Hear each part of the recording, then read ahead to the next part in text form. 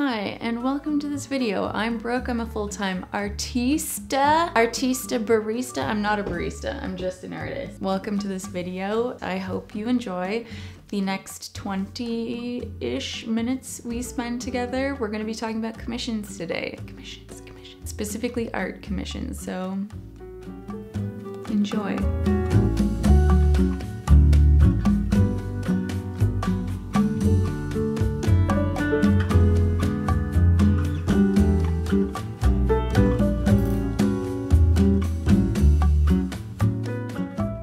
Thank you, Shopify, for sponsoring this video. More details to come. What is an art commission? Well, it's basically when a client hires and pays an artist to create a new piece of art that specifically meets the needs of that client. And in this video, we're gonna be diving into the pros, the cons, the who's, what's, when's, where's, why's, and how's of it all. And while we chat, feel free to watch me paint. I will be completing 2 paintings and surprise! They are in fact commissioned.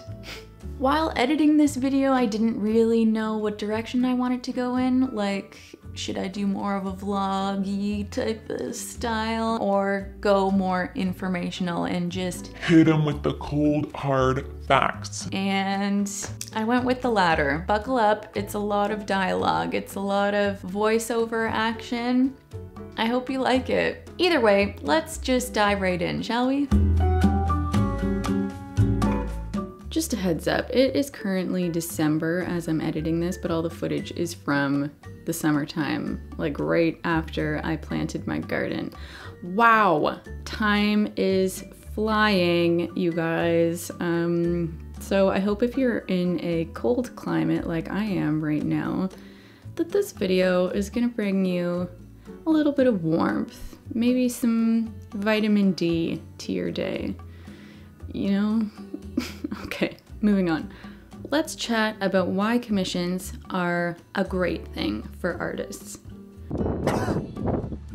First, and probably most importantly, commissions are a really good way to create more financial security in your practice. If you're an artist who is trying to make money from your work, better yet make a living from your work, we all know the stress involved with putting your heart, soul, time, and energy into a creation and not knowing if it will ever sell. When you work on a commission, you have the peace of mind that after you've created this work of art, you will be financially compensated for your efforts, and that is a marvelous thing.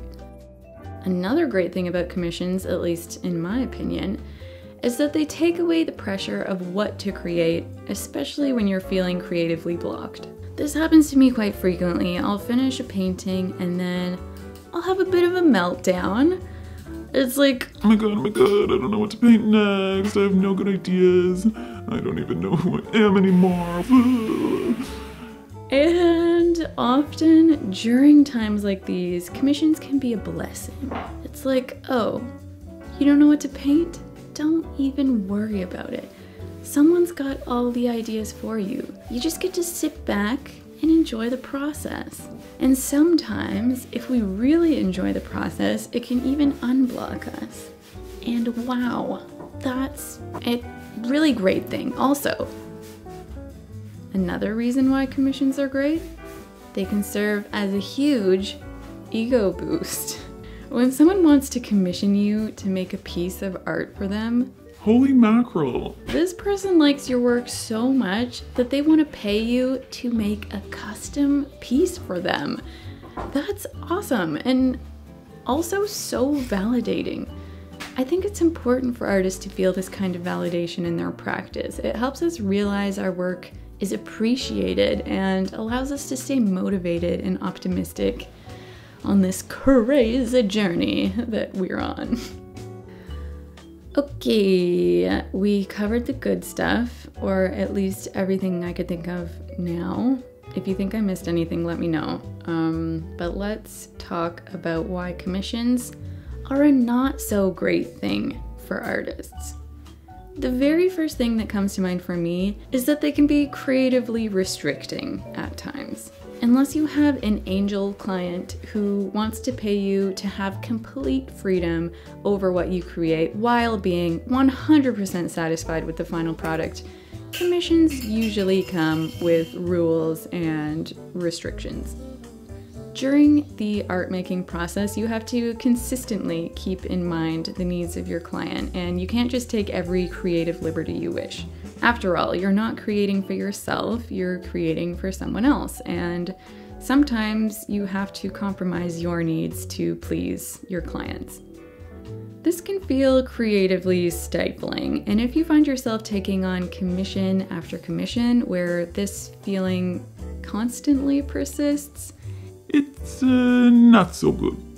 That's the type of thing that can lead us to artist's block. It can make us feel like we aren't making any progress in our work or careers, and can actually be pretty damaging to our creative beings. In the situation where the commissioned work feels a bit draining, it's important that we balance this out with a bit of play. You know, just to keep the spark alive, but I'll talk more about that later.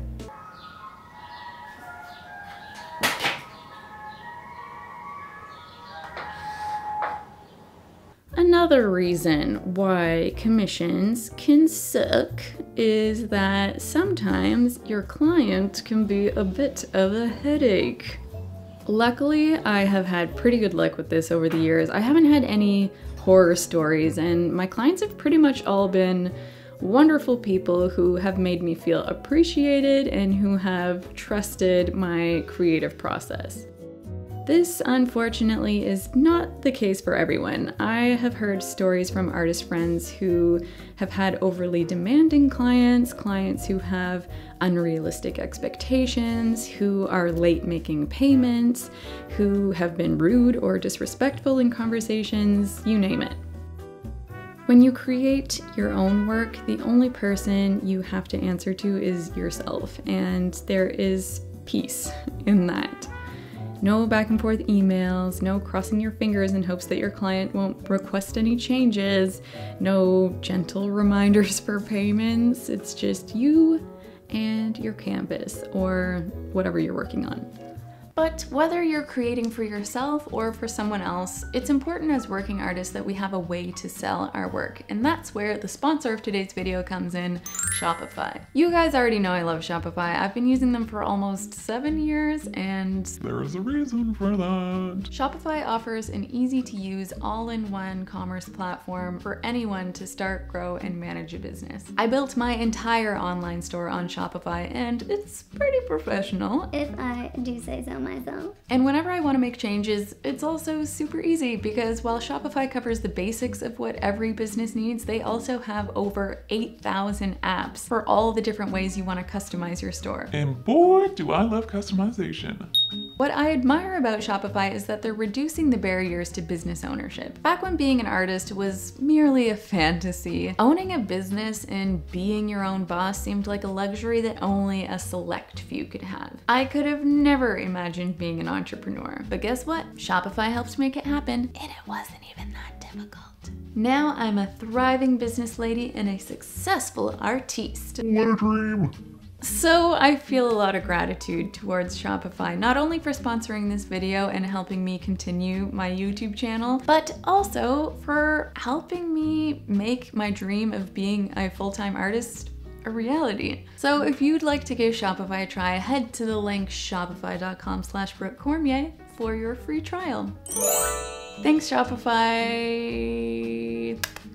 Now that we've talked about the pros and the cons of commissions, let's get into the nitty-gritty stuff. Like, do I need a contract? When do I say no? How much do I charge for commissions? And then later we'll have a bit of a chat about my experience with commissions and kind of where I'm at with them now. But before that, I quickly want to touch on commissions as a joke. And what do I mean by commissions as a joke? Well, here is a prime example of that. You meet someone new and they say, "Oh, you're an artist? Do you want to paint a nude picture of me?" Guess what, you guys? That's not a very funny joke, and it's also definitely not the first time I've heard it. I know it's all in good fun, but at the end of the day, our job is not a joke, you know? Like, you don't go up to someone you just met and say, "Oh, You're a dental hygienist? Do you want to clean my teeth? I don't know, maybe that's not the best example, but I think you get what I'm saying, right? When people joke about commissioning art from you, it kind of feels degrading in a way, almost. I don't know. I just personally don't find it that funny. But I also don't like making people feel uncomfortable, so I usually just laugh it off. I need to come up with a clever comeback for something like this that I can just like whip out of my back pocket. If anyone thinks of anything, let me know.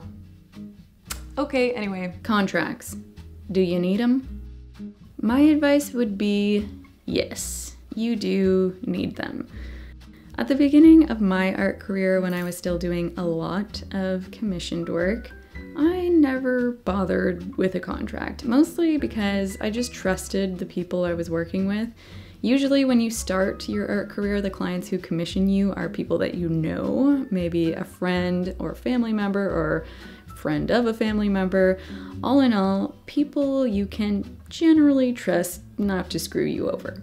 But as my art business grew and people who I didn't personally know started commissioning work from me, that's when I thought to myself, okay, it's time to be a little more careful. At the end of the day, a contract is just a way to keep you safe. When it comes to commissions, one of the worst things that can happen is someone hires you to, for example, paint a portrait of their dog. You put hours and hours of your precious time into this painting, and when you're finished, the client decides, for whatever reason, they don't want it. Now you have a painting of a one-eyed chihuahua that you'll probably never sell and absolutely no money to show for it. When you have a contract with your client, you both know exactly what to expect. There are no surprises and you can both feel comfortable with your arrangement. If I'm being completely honest, I don't have a very formal written contract that I send to my clients where, you know, we have all the signatures and all that jazz. Probably because I build a lot of rapport with my clients in the sort of project development stage where we're discussing exactly what they want and I'm sending example sketches and we're getting to know each other. But I am always clear from the beginning that I require a 50% non-refundable deposit for the commission before I even bust out my paintbrushes. Then once the commission is complete, I send a photo of the finished product and usually say something like, it's finished, but if there's anything you'd like me to change before I sign it, let us just know. And 9 times out of 10, they give me the thumbs up. I say, Cool. please send me the other 50% and then I'll ship it to you or drop it off or whatever the arrangement is. Bada boom, bada bing. This may seem pretty loose to some of you and you might be right, but I am just a trusting person, I guess, and I'm confident that I can make my clients happy, and I've also never been gypped, so yeah. That being said, I think that the whole written contract thing with the signatures and the reproduction rights, etc., is a good idea. It's always a good thing to protect yourself, and if you're the type of person who is just gonna feel way more at ease knowing that there's a contract there to keep you safe, then write one up. There's no sense in worrying about it. Since I'm not a lawyer or an expert contract writer, I'm going to link an article in the description or blog post or whatever that can help you understand, you know, what's needed and how to draft one. Now, what happens when the client decides they don't like what you've created and they don't want to pay for it? Well, this is a pretty avoidable scenario, actually, and that brings us to our next topic, and that is when to say no. You want to make sure that when someone approaches you with a commission request, you're confident that you'll be able to deliver what they want. So it doesn't make sense to accept a commission that is completely outside your wheelhouse. A painter who specializes in impressionistic landscapes with absolutely no experience painting realistic portraits has no business taking on a commission of such. It's just not the best idea to try something completely new during a commission, not when there are certain expectations that need to be met. Besides, usually when someone hires you to create art for them, it's because they like your previous work. They want your style to be reflected in the commission. It would be unrealistic for them to expect something completely different and new, and if that's the case, then this is a situation where the best thing to do is politely decline the request. Piece of advice number 2 for when to say no is when you feel like there isn't enough money in the world to make you want to do this commission. Early in my career, there were commissions where I would absolutely dread sitting behind my easel. Like when the client provided me with a photo reference and it immediately just did not spark joy. The composition was weird, the colors were dull, the subject was uninteresting. I don't know, I just knew right off the bat it was not gonna be a good time. And after I finally finished, the client would pay me and I would think, wow, that was not worth it. It was not nearly the direction I wanted to go with my art, and I also wasn't satisfied with the financial compensation. And sometimes what it boils down to is just your pain tolerance. How much money would it take for you to be able to tolerate this dreadful art making experience? Put a number on it, and if the client says it's out of their budget, great! We can focus our energy into creating something we actually want. And if they say yes, also great. We get a ginormous paycheck that will help us fund our future projects. While we're kind of on the topic already, let's talk about pricing our commissions. Pricing your work is always tricky. I think it's something every artist struggles with, and I wish there was some kind of magic equation we could just type into a calculator that would spit out the exact numbers that will satisfy both artist and client in every scenario.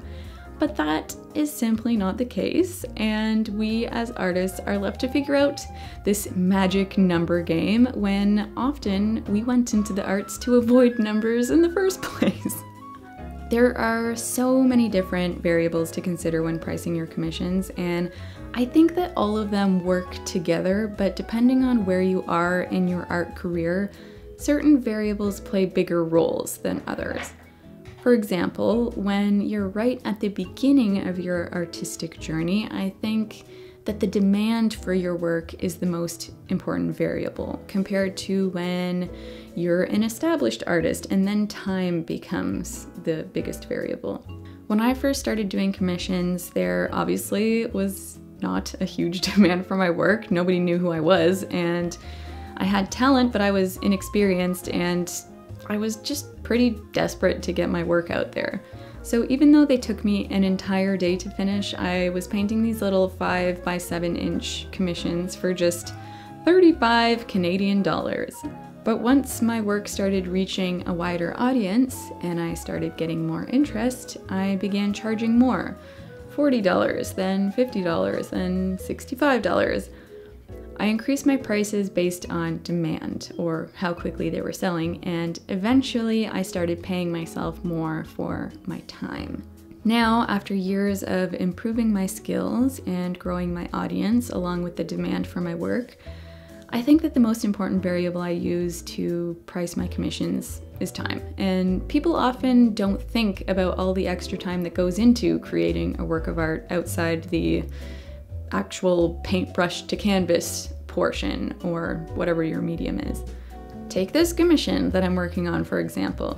It took me nearly a week just to create the reference photos. There was also shopping for supplies, which involved inspecting panel after panel after panel to make sure I found two whose wood grain matched each other. It took me an entire day just to prep the panels before I even started painting. And though I don't usually offer this service, I took several hours out of my day to go have the paintings framed once they were finished. Even the time it takes to discuss the commission over an email is time where you are working and time that you need to be paid for. It can be a challenge, but try to estimate how long the entire commission is going to take you. Take that number and, in combination with your artistic experience and the demand for your work, what would you be happy to earn? Now add the cost of materials. I know I didn't dive too deep into this particular topic, but it's a little too big, I think, to cover here, and I could probably make an entire video about it, so if that's something that you're interested in, let me know. Put it in the comments, you know the drill.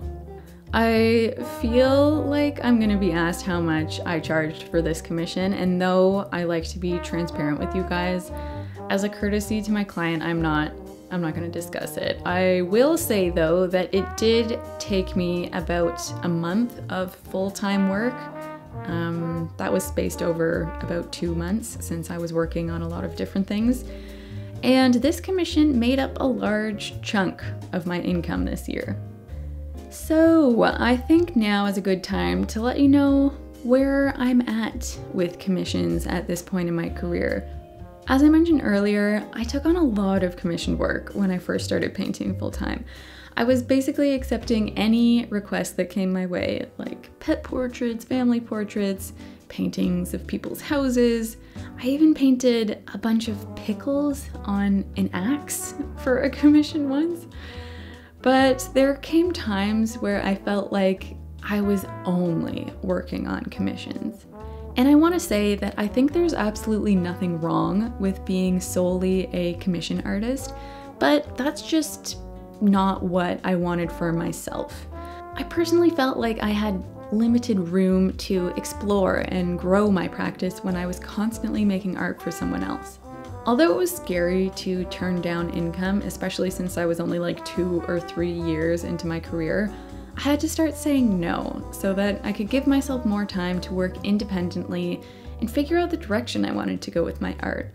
Soon I realized that the paintings I was making outside my commissions were actually doing pretty well, and I was able to find balance in my practice.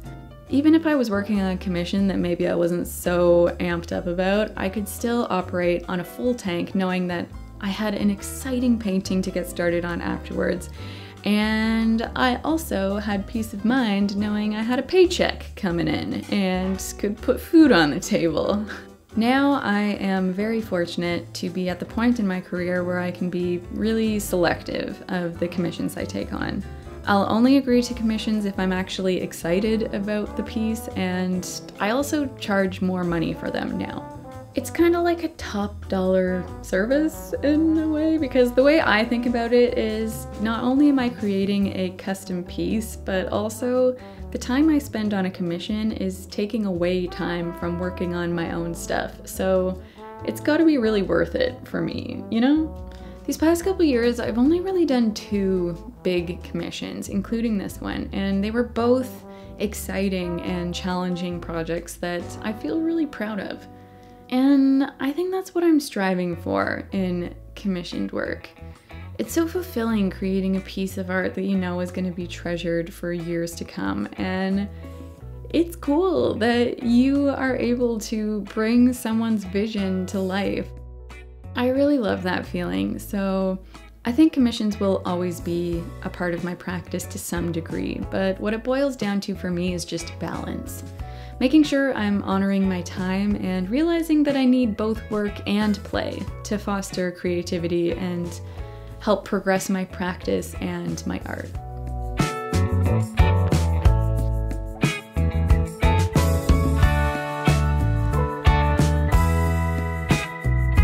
Hi, it's me again. Thank you for watching this video. You made it all the way to the end, and I'm very grateful for that. I have to tell you to please subscribe and like the video and comment and turn on the notification bell, because it really, really helps. So I have to say that, so. I'm glad we got that out of the way. I hope that you do those things for me. If you think I forgot to mention some very integral information in this video, then please let me know, okay? She's a full-time artist, but she never claimed to know everything. I didn't claim to be a genius or a know-it-all. I'm not, in fact. I'm claiming not to be a genius or a know-it-all.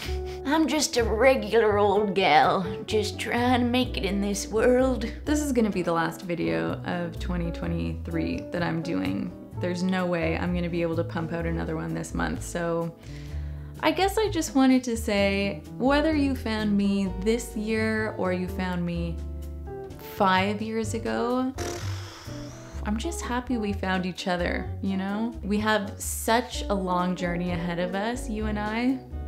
I can't wait. I can't wait for this journey together. It's gonna be awesome. I just have a lot of gratitude for you for watching this, and I hope that you had a good year, and I hope that next year is even better. Okay, I'm Brooke Cormier, and I'll see you next time.